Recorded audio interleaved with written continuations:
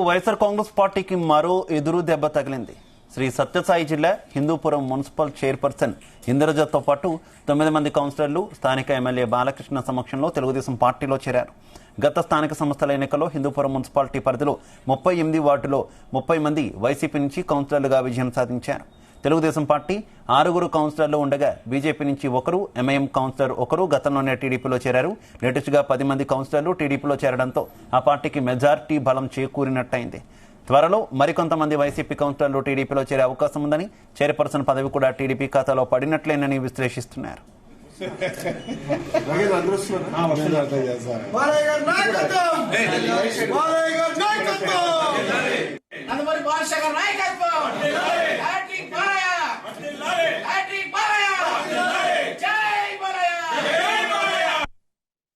మన హిందూపురం ఎమ్మెల్యే నందమూరి బాలకృష్ణ గారి ఆధ్వర్యంలో మేమందరూ కూడా ఈరోజు చేరడం జరిగింది.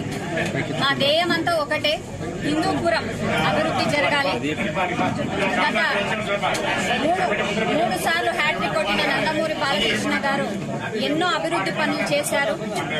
గొల్లపల్లికి సంబంధించింది, వాటర్కి సంబంధించింది కానీ, లేకపోతే ఎన్నో వార్డుల్లో రోడ్డు అభివృద్ధి జరగడం కానీ, ప్రతి ఒక్కటి కూడా నందమూరి బాలకృష్ణ గారు ఎన్నో అభివృద్ధి చేశారు. అందుకే ఆయన నాయకత్వంలో మేమందరూ కూడా కలిసి నడవాలని, మేమందరూ కూడా మంచి నిర్ణయం తీసుకుని ఈరోజు ఇదే విషయానికి సంబంధించి మరింత సమాచారం మా కరెస్పాండెంట్ సాయి ప్రసాద్ అందిస్తారు. సాయి ప్రసాద్.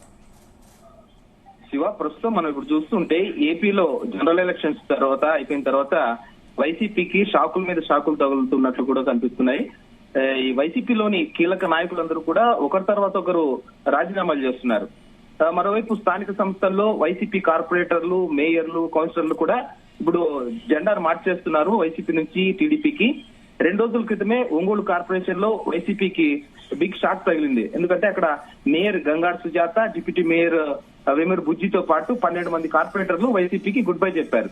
ఇప్పుడు తాజాగా cine hero MLA Nandamuri Balakrishna ప్రాతినిధ్యం వహిస్తున్న హిందూపురం నియోజకవర్గంలో కూడా వైసీపీకి పెద్ద షాకే తగిలినట్లు మనకి కనిపిస్తోంది. వైసీపీకి చెందిన హిందూపురం మున్సిపల్ చైర్పర్సన్ ఇంద్రజతో పాటు 8 మంది కౌన్సిలర్లు బాలకృష్ణ సమక్షంలో టీడీపీలో చేరిపోయారు.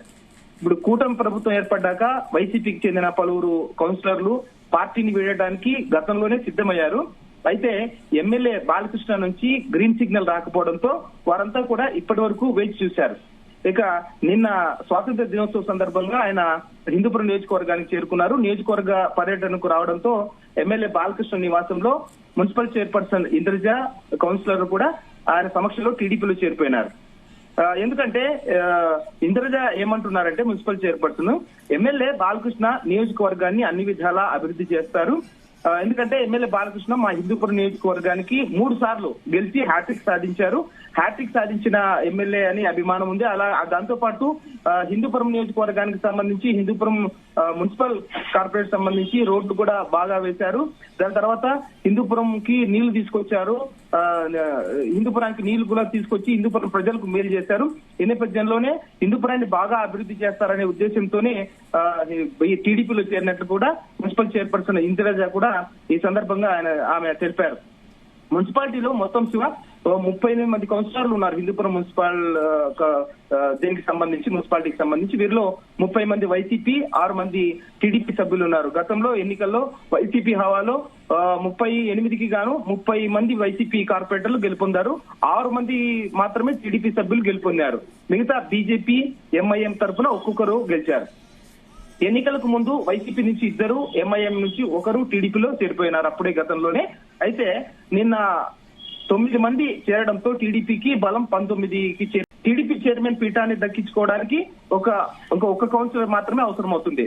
అది కూడా ఎమ్మెల్యే, ఎంపీ ఓటు కలుపుకుంటే 21కి చేరుతుంది.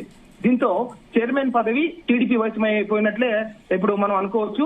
అయితే ఇంకా కొంతమంది కూడా ఈ టీడీపీలో చేరడానికి కూడా సిద్ధంగా ఉన్నట్లు తెలుస్తోంది శివ. ప్రస్తుతం అయితే హిందూపురం మున్సిపాలిటీ టీడీపీ కైవసం అయినట్లుగా కూడా మనకు ప్రస్తుతం తెలుస్తోంది శివ.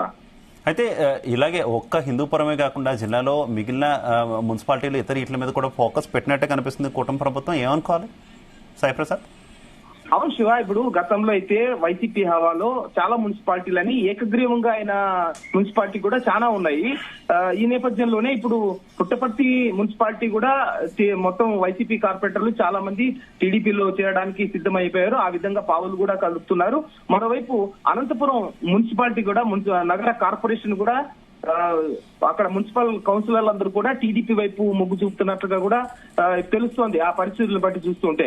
ఎందుకంటే చాలా మంది ఇప్పటికే స్తబ్దుగా ఉన్నారు. వైసీపీ కౌన్సిలర్లందరూ కూడా టీడీపీ నాయకులతో వారు టచ్ లో ఉన్నట్లుగా కూడా మనకు తెలుస్తోంది.